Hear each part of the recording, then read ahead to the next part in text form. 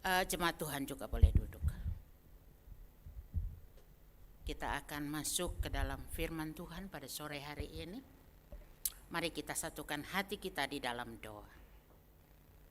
Bapa Surgawi, Bapa yang kami sapa dalam nama Yesus. Sungguh sore hari ini Tuhan kami datang menghampiri hadirat Tuhan. Kami rindu urapan-Mu, kami rindu firman-Mu, kami rindu hadirat-Mu ada di tengah-tengah kami. Tuhan Yesus, hamba-Mu yang tidak ada apa-apanya, aku menyerahkan hidupku dalam tangan-Mu. Urapan Tuhan ada di atas hidupku. Dan demikian juga urapan yang sama ada di atas hidup jemaat-Mu. Kita yang siap diberkati oleh Tuhan katakan, lesu ya. Lesu, lelah, letih. Saya memang sangat salut dengan ibadah di 3:30 karena 3:30 itu adalah jam tidur. Tapi saya tidak perkenankan ya Bapak Ibu tidur di tempat. Ini juga luar biasa, ada yang sampai di ujung pulau no duduknya. Lagi musuhan kah? Sehingga terpencar-pencar, ada ribuan jemaat yang sudah hadir. Pujilah Tuhan. Ya, bersyukur kepada Tuhan. Perlu perkenalan diri enggak ya? Kayaknya ada sih yang udah kenal ya. Saya jemaat baru Bapak Ibu, baru datang di 3:30. Haleluya. Karena biasanya kami ibadah di jam 6 pagi, sama tuntutannya luar biasa. 3:30 sudah harus bangun, sudah harus siap. Jam 5 kurang sudah harus jalan. Rumah cukup dekat, Depok sana. Ya, itu adalah pergumulan tersendiri buat kita masing-masing. Ya, oleh sebab itu kita mari hargai Tuhan. Ya, saya perkenalkan diri saya, Bapak Ibu, saya bukan pendeta ya. Saya juga agak canggung nih berdiri di hadapan ada Ibu pendeta besar, ada Ibu Vena, ada Ibu Ola, ada pendeta besar kita Pak Beni. Wow, harusnya mereka yang khotbah, tapi saya nggak tahu kenapa tiba-tiba Pak Jimmy Melangkai nyuruh saya untuk masuk di 3:30. Buat saya beban. Karena harusnya saya udah santai. Tapi pujilah Tuhan, karena Tuhan mau memberi upah juga buat saya. Amin. Pulang aja yuk. Kayaknya nggak ada semangat di sini. Oke, jemaat yang dikasih oleh Tuhan, sepanjang bulan Juli, jemaat CWS khususnya Gedung Kenanga membahas topik dengan tema keluarga. Siapa di sini yang sudah termasuk keluarga? Coba boleh lihat tangannya. Keluarga.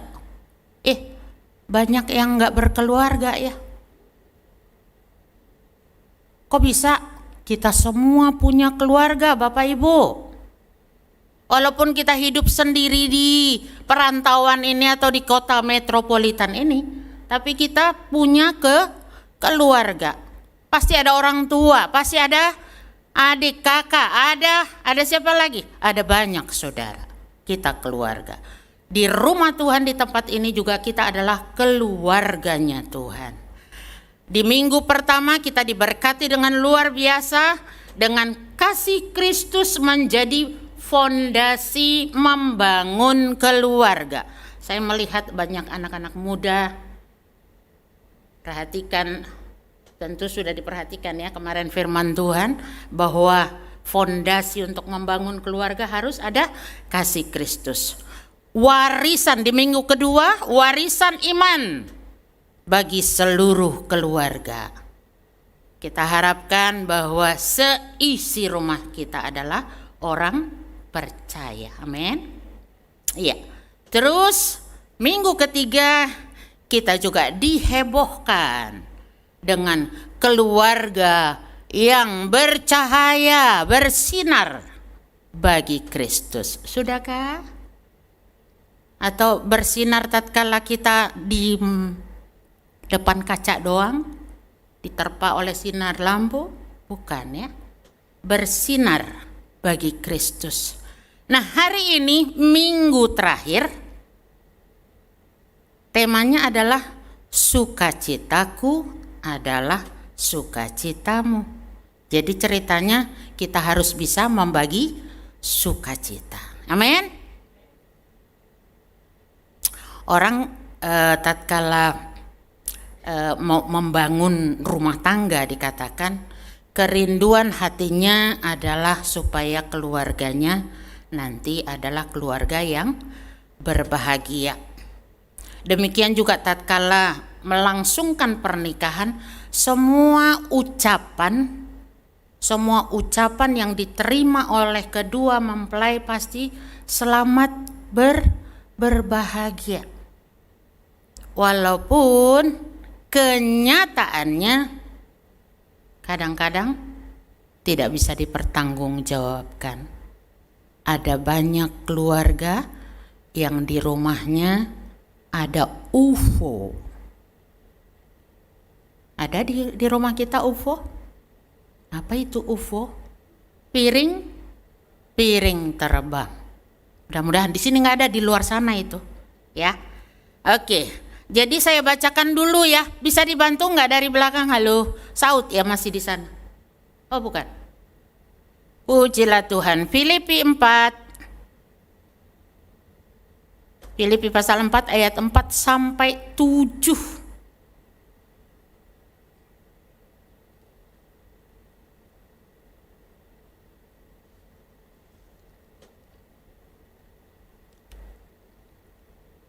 Ya.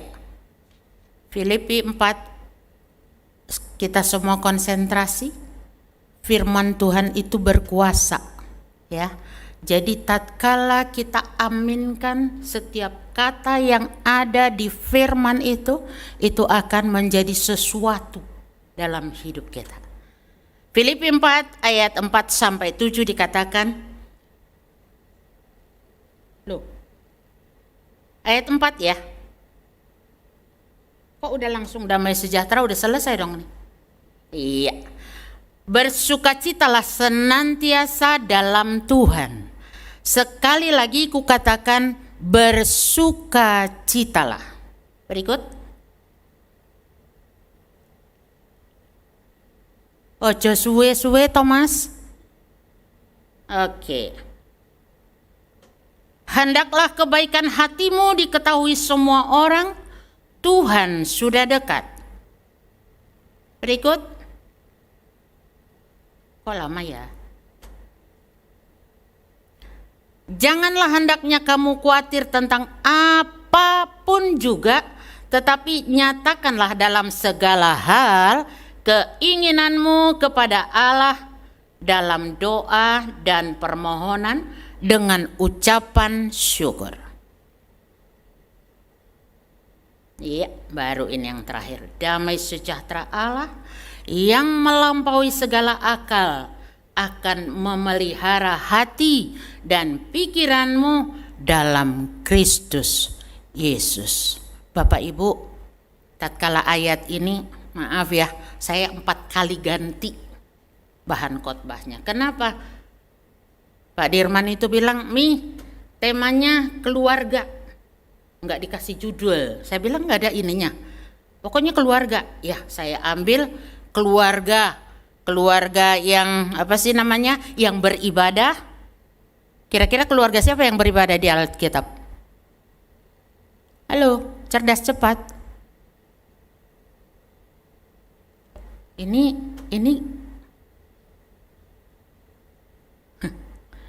keluarga Yosua ya. Saya dan seisi rumahku akan beribadah kepada Tuhan. Terus keluarganya, masih ingat nggak? Keluarganya Penina dan Hana.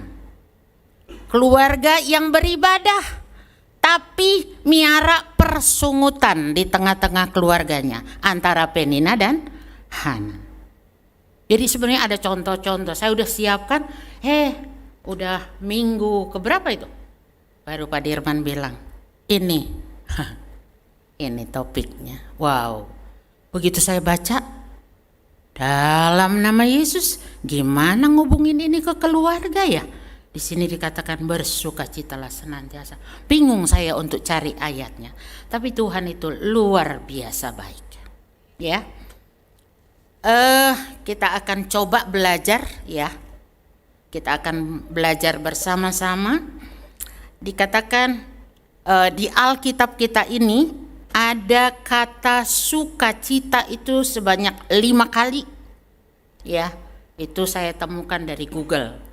Terus kalau kata bersukacitanya ada 11 kali. Jadi bukan hanya 1 kali.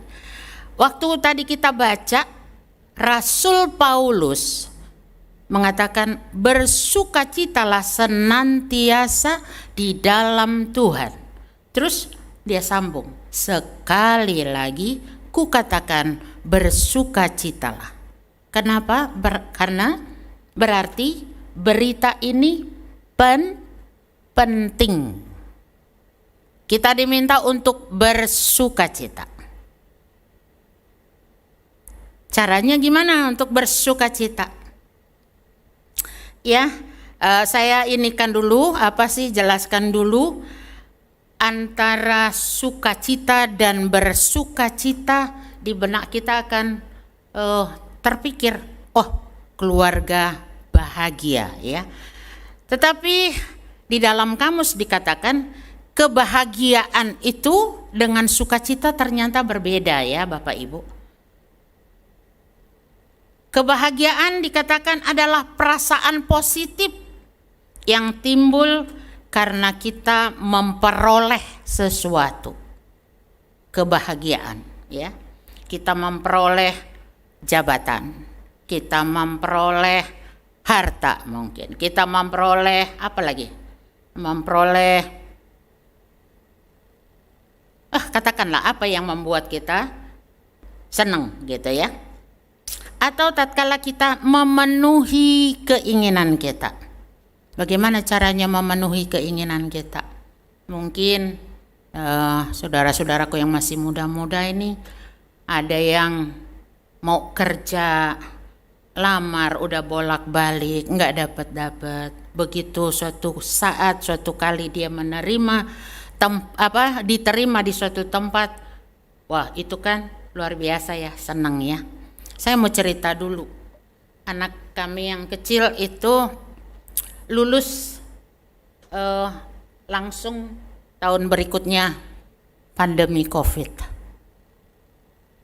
Terus lamar ke sana kemari gak dapet. Dia hitung lamaran yang sudah dia apply untuk mencari pekerjaan sebanyak 395 kali sudah. Ya. Terus dia sudah hopeless. Walaupun memang secara ininya dia punya kerjaan yang freelance karena dia lulusan kok jadi aku lupa ya, itu nenek-nenek ya. Ya? Bukan, dia dari rumah sakit karena aku orang rumah sakit jadi rumah sakit ke bawahnya. Sudahlah itu. Kok bisa ya? Gara-gara lihat wajah ibu-ibu semuanya begini, saya jadi ini. Ya. Dia akhirnya melamar pekerjaan yang nggak dapat. Suatu kali mau masuk Desember tahun 2020 udah mulai ya, ada bunyi COVID masih di Cina waktu itu. Ya. Dia bilang sama Tuhan, Tuhan, aku Desember ini harus kerja, apapun itu, aku mau kerja. Ya, terus kemudian dia tumpang tangan di lamaran sebelum dia ini, lamaran lewat itu ya, lewat elektronik ya, jadi bukan kertas begini. Dia tumpang tangan baru dikirimkan. Apa jadi? 2 lamaran yang dikirimkan, dua-duanya diterima. Terus bingung milih yang mana ini. Apa jadinya? Begitu lamaran itu dikirimkan dan diterima, dia bingung milih yang mana ini yang berkenan kepada Tuhan. Kemudian dia minta tanda. Tuhan itu luar biasa loh. Dari hal kecil dia bisa berbicara kepada kita. Dia bilang, Tuhan, tandanya ini adalah mamaku nanti kalau beli kerupuk, kerupuk tandanya. Ya, mamaku nanti kalau beli kerupuk berarti bukan yang ini. Kalau kakakku nanti beli coklat berarti yang ini, karena ada 2 ya. Dan luar biasanya pagi itu saya memang jarang-jarang beli kerupuk, tapi ada juga kali sebulan sekali bisalah beli kerupuk.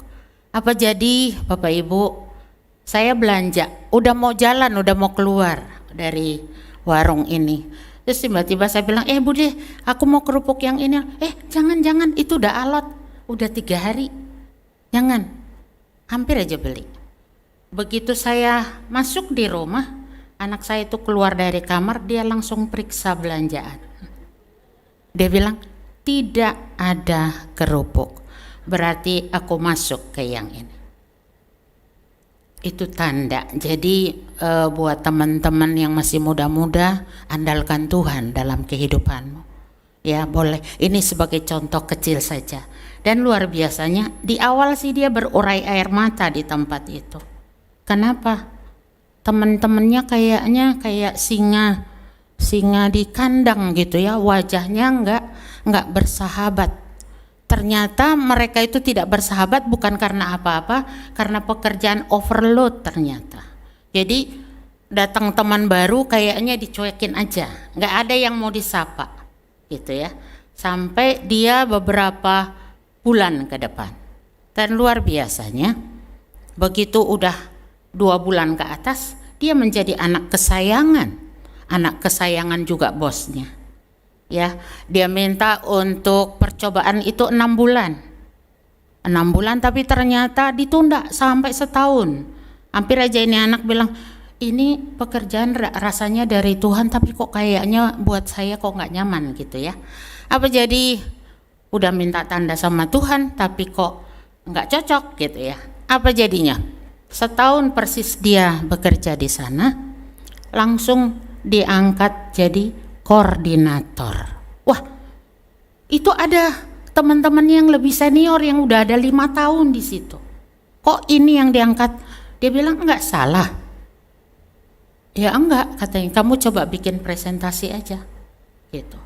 Jadi maksud saya di situ kenapa ini saya ceritakan, Tuhan itu nyata. Oleh sebab itu dikatakan kita harus bersuka cita. Bagaimana caranya kita untuk bersuka cita? Percayakan hidup kita ini kepada Tuhan. Jadi iman kita yang harus jalan. Iman kita yang harus hidup. Kalau iman kita tidak, iman itu kan dikatakan kita mengharapkan sesuatu tapi kita belum terima, tapi kita harus seolah-olah sudah menerima, ya kan? Itu pernyataan iman.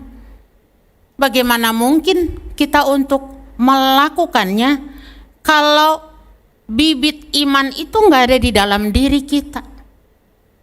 Firman Tuhan enggak nyata dalam hidup kita. Kenapa? Baca firman Tuhannya hanya waktu di gereja. Saya sarankan Bapak Ibu, mesbah doa harus ada di tengah-tengah keluarga kita. Di sana kita akan melihat Tuhan bekerja. Pengalaman yang sangat indah dalam waktu saya bekerja, doa saya panjatkan itu enggak panjang-panjang.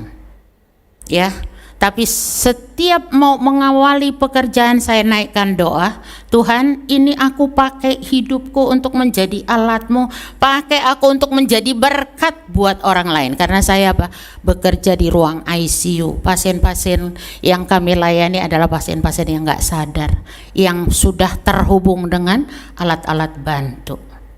Dan di sana saya melihat Tuhan bekerja luar biasa. Ada hal-hal yang ajaib Tuhan izinkan untuk mata saya dapat melihatnya.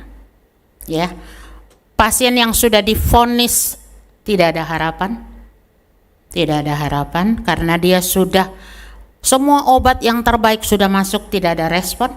Akhirnya istrinya dipanggil bahwa pasien ini DNR. DNR itu tidak dilakukan resusitasi kalau nanti rit jantungnya mengalami masalah. Tanda tangan, istrinya tanda tangan, itu artinya izin mati suaminya sudah ditanda tangan oleh istri. Apa jadi waktu serah terima pasien ini, teman-teman yang jaga malam bilang dia tidak respon dengan makanan cair yang diberikan sehingga pasien ini mencret. Bapak Ibu, ureum di dalam tubuh kita ini ada namanya ureum. Ureum normalnya di kisaran 20-30. Tapi pada pasien ini sudah mencapai ke angka 600. Kebayang ya? Sudah dikatakan uremi, udah nggak ada harapan. Urinnya, diuresisnya itu udah nggak ada. Sehari semalam hanya di sepanjang selang untuk buang air kecil itu hanya 10 cm. Kalau kita jumlahkan cc-nya mungkin hanya paling banter 10 cc. Padahal untuk kita normal, Bapak Ibu tahu nggak pipis kita normal, nggak pernah mikirin dah ya, pokoknya kalau pengen pipis pipis aja gitu ya. Mudah ya untuk mengetahui bahwa ginjal kita ini oke. Kita bisa mengukur diuresis kita 0,5 cc per kilo berat badan. Jadi kalau berat kita misalnya 70 kilo, maka diuresis per jamnya adalah 35 cc gitu. Bayangkan ini sehari semalam 24 jam. Itu juga nggak sampai tuh, sampai 10 cc juga nggak sampai. Warnanya sudah hitam pekat. Udah nggak ada harapan. Terus kemudian diceritakan oleh teman jaga malam bahwa pasien ini tidak respon dengan makan cairnya. Saya bilang ke dokter kita ada 3, ada dokter konsulennya ada yang medianya, ada yang paling juniornya. Kita buat mencret aja di pasien. Oh jangan, ini pasien sudah tingkat ininya udah nggak karu-karuan, infeksiusnya tinggi sekali, janganlah dibuat lagi masalah. Tapi yang ada di benakku, Tuhan, masa tidak ada apa yang dapat kami lakukan? Ada obat namanya Laksadin. Kalau Bapak Ibu susah buang air besar, pakai Laksadin ya biasanya ya. Saya masukkan 1 botol kecil itu kurang lebih 20-30 cc. Saya masukkan lewat selangnya. Setelah serah terima selesai, saya hampiri pasien ini, masukkan Laksadinnya. Kemudian teman-teman teriak, "Dah, Ibu masukin itu." Saya bilang, tapi saya tidak dari diri saya sendiri ya. In the name of Jesus, jadilah berkat buat Bapak yang sakit ini. Itu tadi tentang iman. Apa jadi Bapak Ibu? Sepanjang hari itu pasien ini buang air besar 20 kali. Jaga pagi ketemu jaga sore ketemu PAB, malam kebagian mencret. Ya. Pagi-pagi mereka berkeluh kesah. "Ibu mencret terus itu pasien jadinya." Kenapa? Yang ada di benak saya untuk ngeluarin ureumnya, dia harus buang karena pipisnya udah nggak keluar. Saya baca di literatur pengeluaran lewat diuresis memang lebih tinggi dibanding dari buang air besar. Tetapi judulnya adalah yang penting ureumnya keluar. Gitu ya. Jadi saya bilang kalau engkau mengeluh karena harus bersihin BAB, upahmu hilang kawan. Tapi kalau engkau lakukan itu dengan tulus, engkau akan diberkati oleh Tuhan yang melihat apa yang kau kerjakan. Terus waktu itu saya minta ke bagian gizi, Bu, tolong ya makan cairnya dipekatin. Bu, itu kan masalah pasien ginjal, asupan proteinnya terbatas. Iya, aku tunjukkan bahwa di literatur dikatakan sampai jumlah protein sekian masih boleh walaupun dengan gagal ginjal. Nggak apa-apa, pekatin aja. Lapor dulu kali ke dokter, nggak usah. Pasien ini adalah pasien saya. Dokter saya tiap bulan harus ganti. Jadi yang kami menetap di situ, saya 18 tahun bekerja di situ. Jadi saya bilang yang punya pasien saya, bikin aja. Karena apa? Waktu Laksadin ini masuk, dokternya tiba-tiba tolak pinggang. Ibu tanggung jawab ya. Ya iyalah, masa saya bilang aku yang berbuat, kau yang bertanggung jawab. Aku yang bertanggung jawab, itu sudah pasti. Karena aku beserta dengan Bapakku yang melakukannya. Apa jadi hari kedua belum ada perubahan. Hari kedua belum ada perubahan, terus teman-teman tanya mau dimasukin lagi enggak ini obat mencretnya? Enggak usah. Sudah cukup sekali saja, karena Tuhan itu sempurna mengerjakannya. Tetapi Bapak Ibu, setiap hari begitu nyampe di ruang ICU, mata saya pasti tertuju ke urine bag. Karena saya mau melihat ada enggak hasilnya. Hari ketiga itu luar biasa. Ini masih pakai baju dari rumah, belum ganti dinas. Saya langsung teriak bersukacita, karena ini tadi judulnya adalah bersukacita. Saya langsung, wah seneng sekali, diuresisnya ada. Teman-teman bilang, Bu, tadi malam kita sudah buang sekian ratus cc. Wow, dahsyat Tuhan, dahsyat Engkau Tuhan. Yang luar biasanya dalam hitungan 2 minggu, pasien ini bangun dan pindah ke ruang rawat biasa. Enggak ada yang tepuk tangan, hanya hambanya.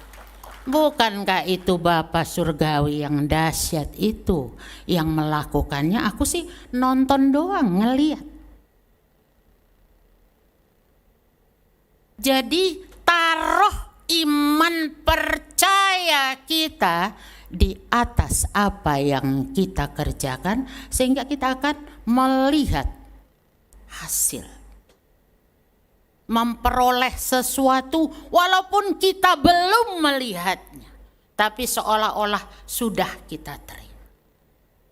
Saya dipeluk oleh istrinya tatkala beliau mau pindah ke ruang rawat biasa. Aku tidak akan melupakanmu, dia katakan begitu. Halo, aku ini manusia biasa yang tidak ada apa-apanya. Yang tidak boleh engkau lupakan adalah Dia yang menolong suamimu, yaitu Yesus. Jangan kita mencuri kemuliaan Tuhan. Biar kemuliaan itu adalah milik Tuhan. Jadi saya katakan waktu itu pasien ini adalah HD. HD itu cuci darah ya. HDM. Apa itu HDM? HD mencret. Itu istilah yang saya bilang sama teman-teman walaupun berseloroh. Berhasil ya HDM kita. Apa itu Bu? HD mencret. Hanya dengan Laksadin yang harganya 50.000 mungkin. Kalau HD beneran sekali cuci darah jutaan Bapak Ibu. Ini gratis dari Tuhan. Ya, gratis dari Tuhan. Hanya dengan iman percaya. Itu tadi yang dokter begini.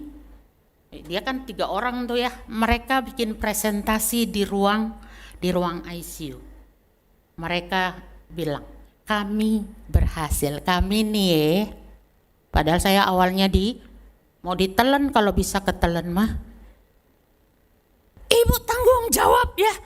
bikin begini nggak bilang-bilang. Oh haleluya. Itu ya. Tapi kita bertindak bukan sembrono. Ada dasarnya.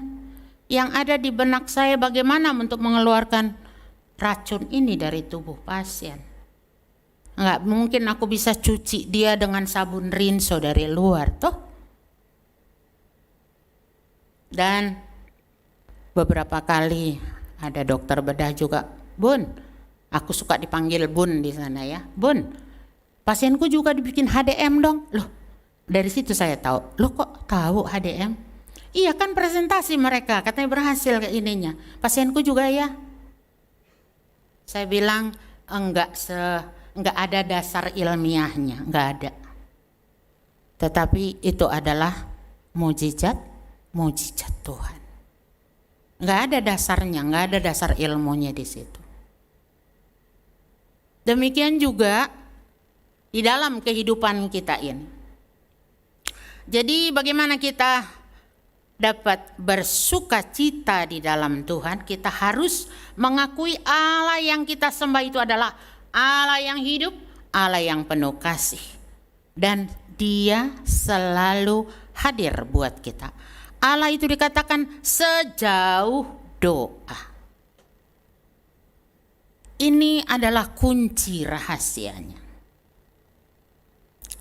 Di dalam Mazmur 149 ayat 2 dikatakan, biarlah Israel bersukacita atas yang menjadikannya. Siapa itu yang menjadikannya? Adalah Allah pencipta kita. Biarlah Bani Sion bersorak-sorai atas raja mereka. Seberapa jauh kita mengagungkan Tuhan di dalam keseharian hidup kita. Itu menjadi acuan yang luar biasa. Kalau kita doanya, maaf ya, di sini nggak ada. Bapak berkati makanan ini, amin. Pernah lihat orang seperti itu? Saya bilang, emang lu kira Tuhan itu apa sih? Gitu amat doanya, singkat banget, nggak ada ucapan syukur, nggak ada ini. Ada di sini yang berdoa begitu, merem melek doang, gitu ya. Jangan ya, hormati Tuhan, hormati Dia sebagai Tuhan. Kalau cara kita berdoa saja tidak hormat kepadanya, bagaimana mungkin Dia akan mendengar doa dan seruan kita? Ya. Kemudian yang pertama tadi kita harus mengakui Dia sebagai Allah, sebagai Tuhan lewat iman percaya kita. Cara bersukacita yang berikutnya adalah kita harus bersyukur.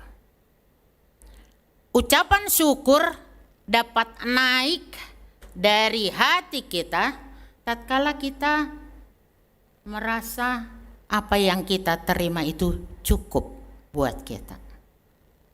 Contohnya gini, ada orang terima gaji karena gajinya kecil banget gitu ya, rasanya kok nggak cukup gitu ya. Begitu gajian, nggak ada di sini, di luar sana itu ada.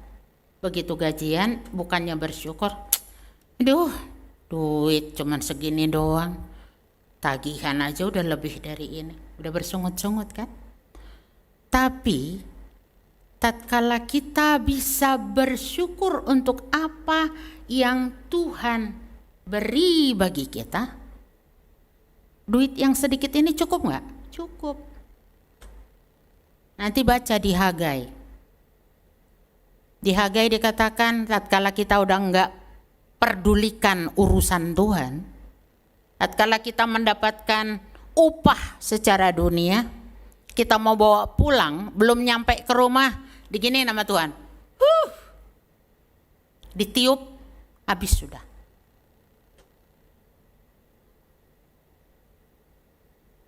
Tapi walaupun gaji kita hanya pas-pasan, tatkala kita datang menyerahkannya ke dalam tangan Tuhan, Bapa Surgawi berkati supaya ini mencukupi kebutuhan kami sampai ke bulan aku menerima. Cukup nggak? Cukup.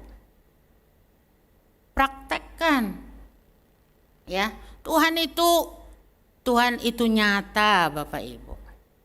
Ya.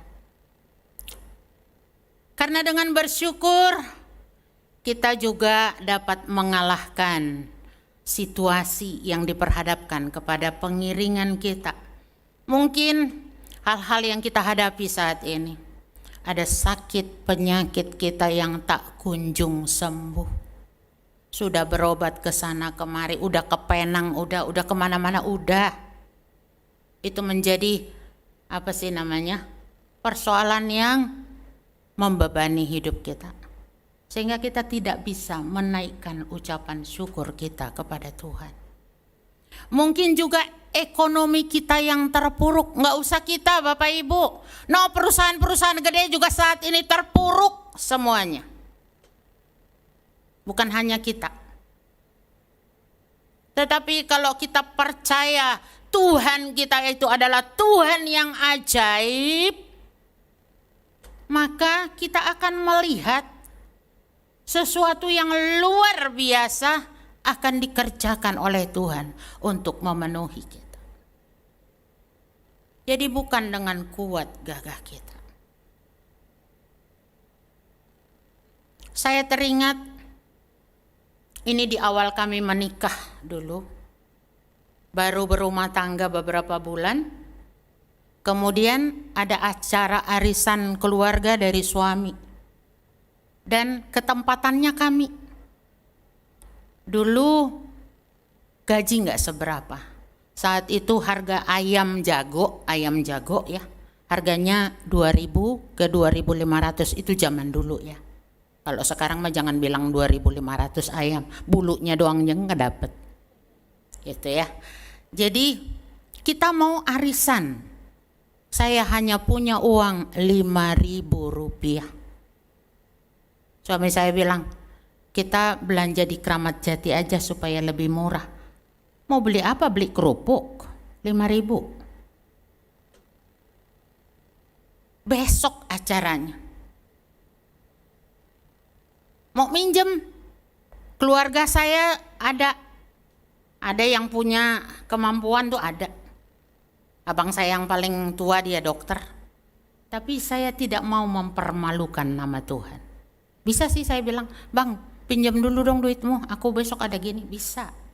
Tetapi saya tahan mulut saya ini untuk tidak buat malu nama Tuhan. Karena sejak kami menikah, kami sudah menjadi keluarga hamba Tuhan. Apa jadi? Keajaiban Tuhan yang gak pernah ada di pikiran kita, kata Tuhan. Yang gak pernah didengar oleh telinga kita, kata Tuhan. Jam 2 pagi ada yang ketok rumah. Malaikat? Luar biasa. Ada orang yang butuh ditolong. Waktu dia ketok, saya bilang, siapa? Buka dulu pintunya. Kami pasien. Pasien? Kok pasien datang ke rumahku? Tapi rupanya pasien rohani.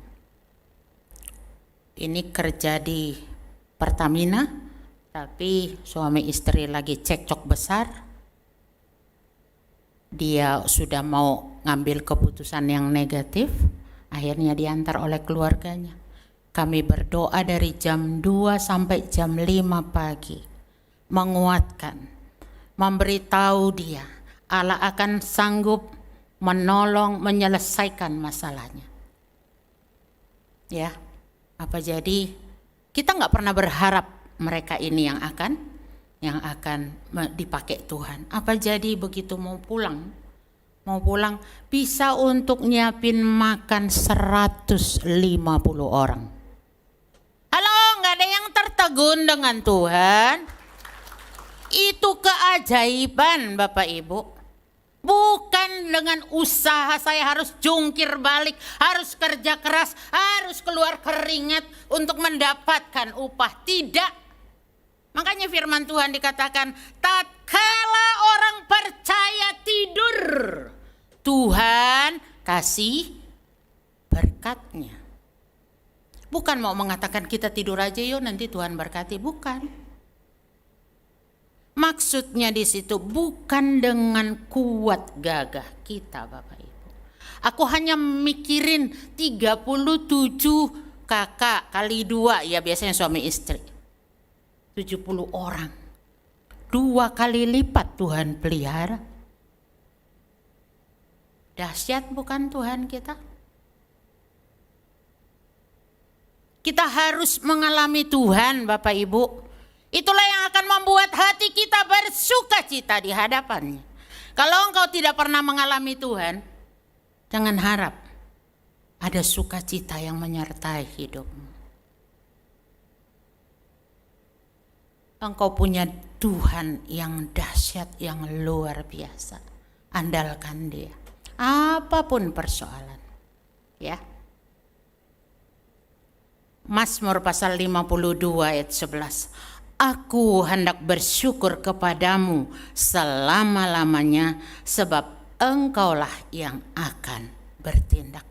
Akui Tuhan, Dia yang akan bertindak, Dia yang akan melakukannya, bukan kita. Bukan kita. 1 Tawarikh pasal 16 ayat 8 sampai 14 dikatakan, bersyukurlah kepada Tuhan, kita akan mengalami kebaikan dan keajaibannya. Jadi kalau Bapak Ibu mau mengalami kebaikan Tuhan dan keajaibannya, latih diri kita untuk dapat bersyukur. Itu kuncinya. Itu kuncinya. Cara bersukacita yang berikutnya adalah hidup rukun. Ini saya akan bacakan Mazmur pasal 133. Bapak Ibu coba lihat di HP-mu, di HP sucimu itu. Karena sudah semua tidak ada lagi yang bawa Alkitab sekarang. Jadi bukan kitab suci, HP suci sudah. Mazmur pasal 133. Ini kunci-kuncinya. Bu Vena, kalau udah waktunya tolong aku dikasih kode ya. Mazmur 133. Nyanyian ziarah Daud. Sungguh alangkah baiknya dan indahnya apabila saudara-saudara diam bersama dengan rukun. Seperti minyak yang baik di atas kepala meleleh ke janggut, yang meleleh ke janggut Harun dan ke leher jubahnya. Seperti embun gunung Hermon yang turun ke atas gunung-gunung Sion. Sebab, ini kuncinya, dengerin. Sebab kesanalah Tuhan memerintah berkat-Nya, kehidupan untuk selamanya. Jadi bukan karena hasil usaha kita, tetapi Tuhan memerintah. Tuhan perintahkan berkat-Nya dikirim ke keluarga Ibu Pendeta Ola. Bukan karena Bu Ola sudah berlelah, berjerih payah, mencangkul dari pagi sampai sore, bukan. Tapi Allah memerintahkan berkat. Kita mungkin juga pasti pernah mengalami hal-hal yang ajaib dalam kehidupan kita. Lantas, masihkah kita khawatir padahal kita udah ngalamin Tuhan nih? Begitu diperhadapkan dengan paceklik, yalah Tuhan piye to iki udah gak punya beras. Kemana iman kita yang tadi sudah berapi-api itu? Kesanalah Tuhan memerintahkan berkat-berkat-Nya. Allah kita itu adalah Allah yang bekerjanya ada sinkronisasi. Artinya apa? Tatkala kita meminta, surga mengirimkannya. Itu kesaksian seorang pasien saya yang koma 6 bulan. Ya, dia dibawa oleh malaikat ke satu ruangan di mana di sana penuh dengan organ tubuh manusia. Itu waktu itu jadi kesaksian waktu lagi CWS berulang tahun dibikin di Senayan. Di dalam ruangan ini banyak anggota tubuh manusia sampai dia sendiri serem. ada lidah tergantung di situ, ada mata, ada ini, ada segala rupa, ya. Jadi waktu lagi dia dibawa ke sana, dia bilang, ih ini ruangan apa? Ini seorang anak muda ya, yang kecelakaan, gegar otak berat, masuk di mesin pernapasan, jadi pasien kami 6 bulan, nggak bangun-bangun. Terus ibunya dipanggil oleh dokter, kebetulan dokternya bukan kita ya yang pakai gini. Dipanggil, ibu, kayaknya nggak ada kemajuan, sudah 6 bulan, udah terlalu besar biaya yang dikeluarkan. Kayaknya nggak ada harapan. Kita mau stop semuanya. Tidak lagi diberi obat-obatan, kita hanya beri oksigen, cairan, dan makanan. Ibunya itu sudah kami bersahabat dengan baik. Karena saya coba menyampaikan firman Tuhan, Bapak Ibu, orang ini dari keluarga bukan orang Kristen tadinya. Dia dari Bali, agamanya Hindu. Suaminya Chinese, juga bukan orang Kristen. Dia orang Buddha, tapi mereka dipersatukan oleh Tuhan untuk mengalami kasih karunia-Nya. Jadi waktu mereka menikah itu sudah percaya, sudah mengalami Tuhan. Jadi waktu lagi kami menyampaikan kesaksian, mudah direspon. Jadi waktu lagi dipanggil oleh dokternya, kemudian dia beritahu saya, gimana ini? Katanya mau dihentikan semuanya. Terus saya bilang, engkau apa pendapatmu? Dia bilang ke saya. Saya bilang, engkau ibunya. Tuhan akan berbicara kepadamu. Apa yang akan engkau lakukan? Bukan berbicara kepada saya, tetapi berbicara kepadamu. Oh gitu ya, iya. Nyatakan iman dan percayamu seperti apa yang engkau miliki. Akhirnya dia menghadap dokternya, dia bilang, dokter jangan diakhiri, tetap aja berikan, kami masih punya dana. Waktu itu belum ada ya BPJS kayak sekarang, belum ada. Dulu ada SKTM, surat keterangan tidak mampu, ya. Terus, tapi sampai kapan Bu? Ya, izinkan anak saya tetap hidup. Karena saya waktu itu bilang, yang memvonis untuk mengakhiri dunia ini bukan manusia, tapi Tuhan. Dia yang punya otoritas kapan kita harus pulang, kapan kita harus selesai kontrakannya di muka bumi ini.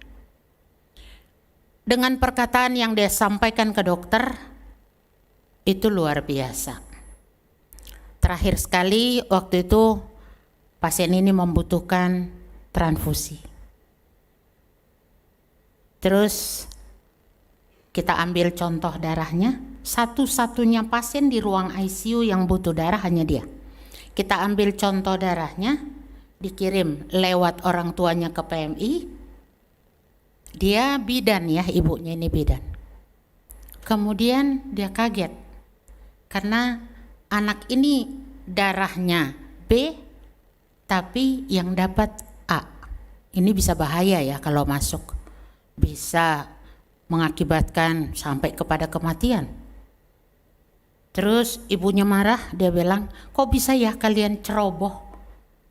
Ini golongan darah anak saya ini B, saya orang rumah sakit. Kenapa jadi A?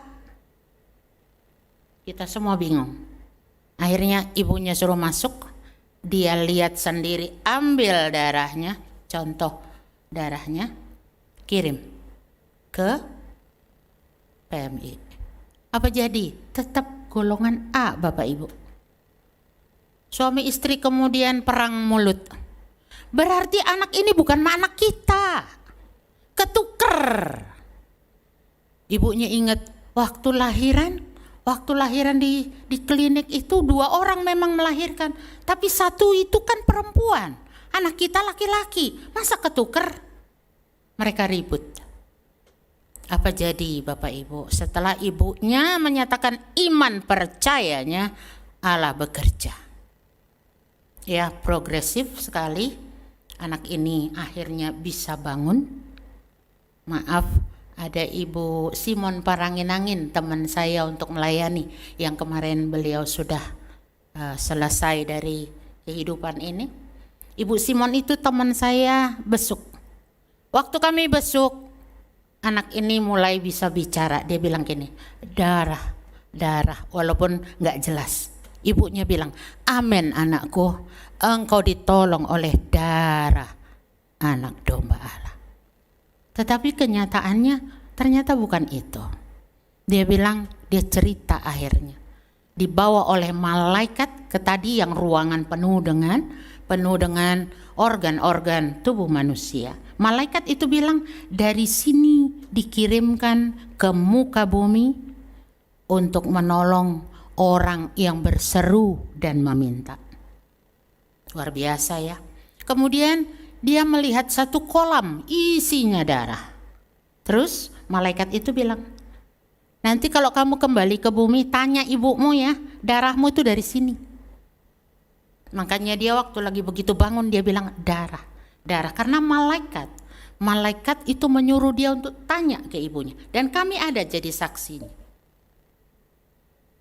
Ternyata darah anak ini ditukar jadi golongan darah A, supaya kemuliaan Tuhan nyata bagi orang yang percaya. Indah bukan?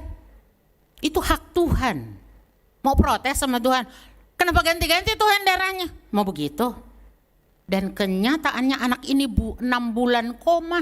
Harusnya dia udah kontraktur, tahu kontraktur? Itu udah kaku, kuduk itu kaki udah gak bisa melangkah. Tapi di dalam Tuhan tidak ada pertolongan yang separuh, tetapi sempurna. Itulah Tuhan kita. Itulah sebabnya waktu itu saya ajukan untuk beliau menjadi kesaksian di gereja ini. Ya, walaupun mereka bukan gereja di sini, ada di daerah Ketapang sana gerejanya. Tetapi mata jasmani saya melihat hal-hal ajaib yang diberlakukan oleh Tuhan kepada setiap orang yang harapnya penuh percaya kepada Tuhan. Jadi cara kita bersukacita, Bapak Ibu, bangunlah imanmu di atas semua persoalan hidupmu. Bangun imanmu di atas dasar iman yang paling suci, kata firman Tuhan. Terus kemudian biarlah kita belajar bersyukur. Belajar bersyukur.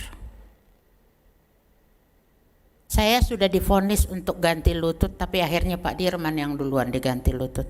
2011 saya udah grade 3. Dokternya bilang waktu itu sih masih belum booming ya, peralatan untuk lutut.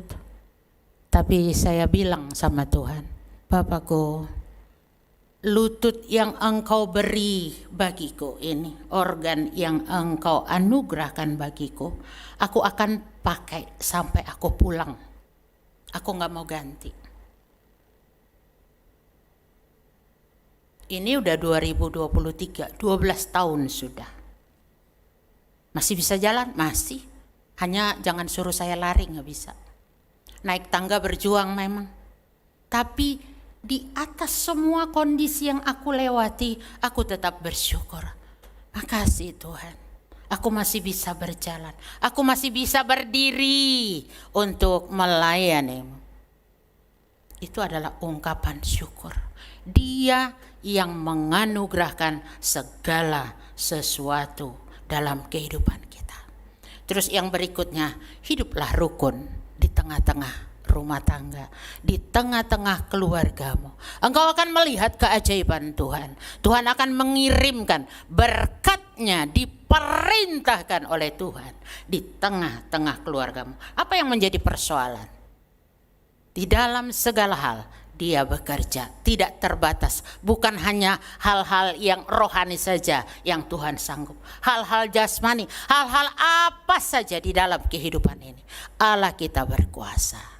Haleluya. Amin. Mari kita satu di dalam doa.